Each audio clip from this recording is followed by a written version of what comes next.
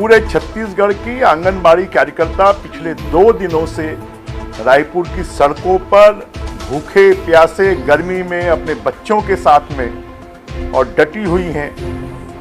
सरकार कुंभकर्णी निद्रा में सोई हुई है, उसको फुर्सत नहीं है कि उनसे बात करें।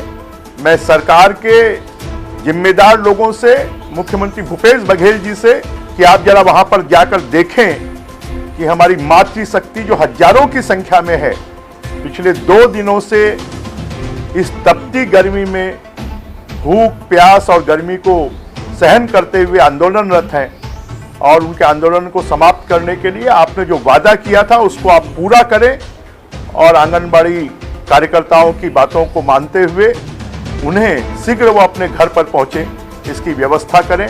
भारतीय जनता पार्टी उनकी मांगों का पूर्ण समर्थन करती है, उनके संघर्ष में उनके साथ में है।